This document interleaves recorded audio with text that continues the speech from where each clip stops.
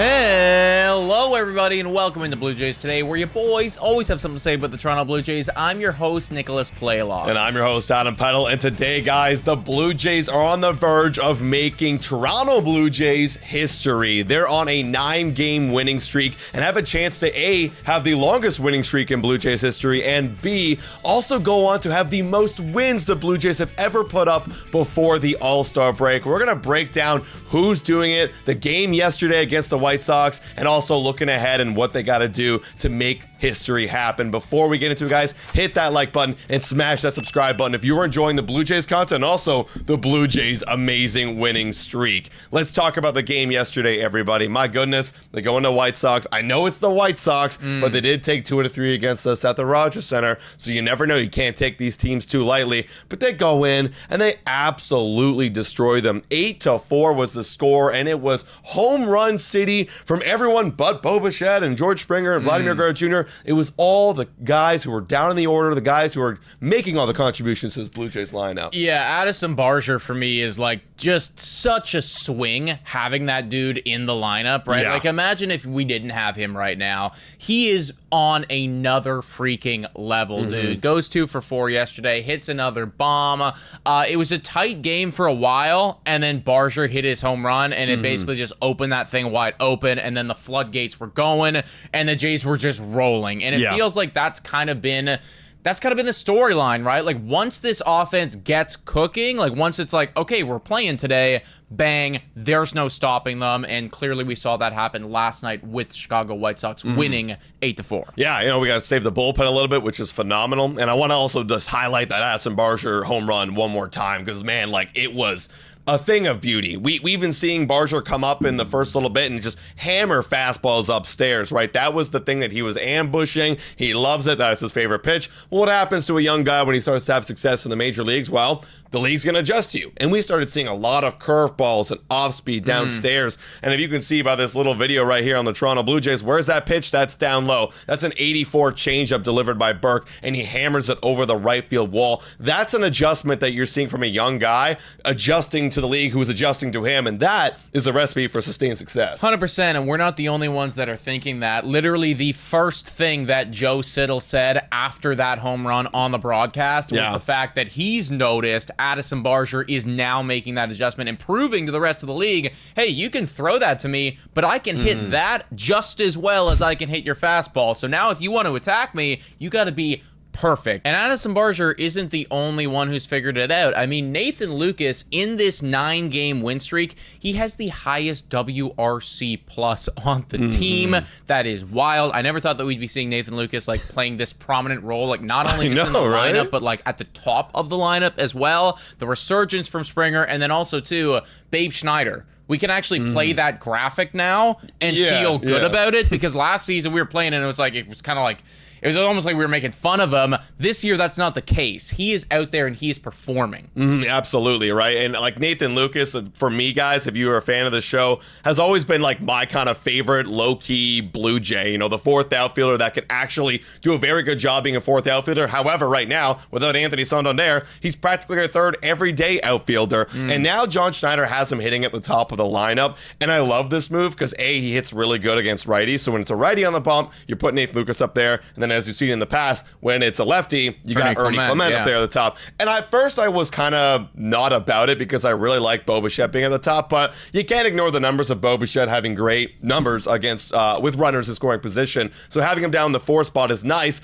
As long as Nathan Lucas and Ernie Clement are setting the table, and Nathan Lucas has been setting the table, hit a home run last night, has been showing up with great at-bats at that 14-pitch at-bat last week. So I can't complain. Lucas is a dog, and I'm really happy. He's also a big factor of this team, man. 100%. I mean, you're getting these contributions from individuals that you just never would have expected to see this much from, and that is a testament to David Popkins, which we just continue to highlight here on Blue Jays Today. Now, the last time that the Toronto Blue Jays were on a streak this good, 2015. 2015, folks. And this is what the lineup looked like back then. Tulo and Donaldson and Bautista.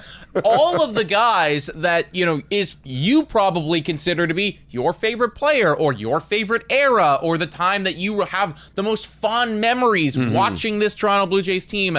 That was the last time that they were this good August 11th, 2015. Yeah, it's incredible, right? This was right after the trade deadline when they went on those torrid runs, and they actually had 2 11-game win streaks in that season, and this was the beginning of another one, and that kind of brings me to the next thing right here. The Blue Jays, their active streak of 9 wins in a row is tied for 7th of all time. The last time that they won and they ended at 9 in a row was 2014, but you're right, to your point, the last time they actually had a chance to get 9 or 11 or 10 was back in 2015, and they've got 2 more games in this White Sox series. If they go on to sweep, there you have it. That's tied for the record. And if they go on to Sacramento and face the A's, then they got a chance to beat it. Yeah, I mean, looking ahead at the schedule here for the Toronto Blue Jays, they got 5 games left between them and the All-Star break, and it is easy competition, guys. Yeah. I mean, we saw what they did to the White Sox yesterday. White Sox are not a good ball team, and the pitching matchups is definitely in favor of the Toronto Blue Jays.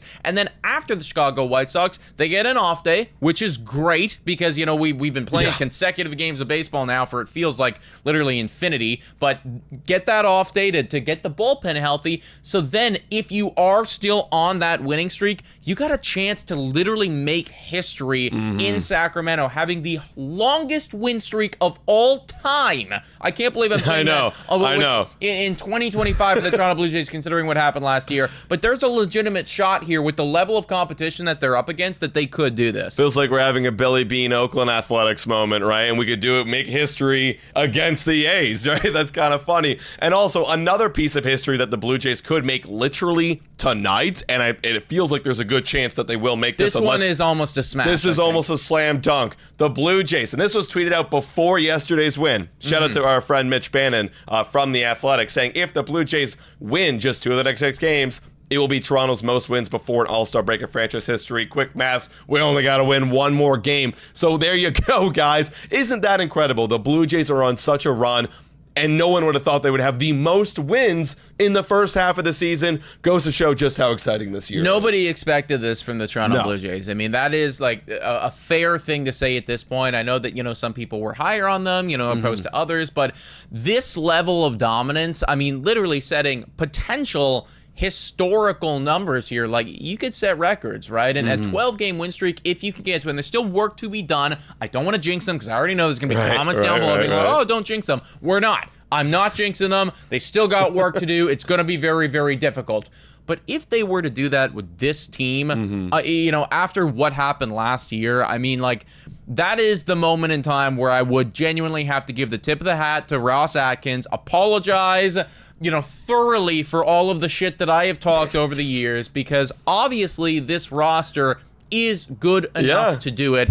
You just needed to get the best out of them, and maybe it was, honestly, the personnel of Don Mattingly and Guillermo Martinez that was leading them down the wrong path. Hey, Ross the boss brought the team in. You're right. They just weren't guided right with the right people. So, you know what? I got to give him a lot of credit. Ross the boss, you the man. Thank you for making this happen. One final note before we sign off here, everybody. Whoa, time for a quick shout out to the sponsor of this video. Hit your picks and knock it out of the park with Betway. Scan the QR code down below to join the action. Only available in Ontario. Must be 19 years of older to participate. Please play responsibly. Now, everyone, back to the content. We're going to be live tonight. I think I'll be live tonight with everybody.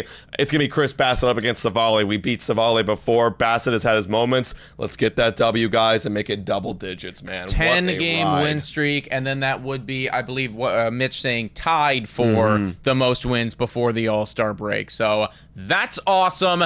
If you're enjoying the Toronto Blue Jays, then hit that like button, smash the subscribe button. Trade deadline is coming up in a few weeks' time. We are going to be going live and covering everything. I'm going to have a video coming out very shortly talking about some trades and everything like that.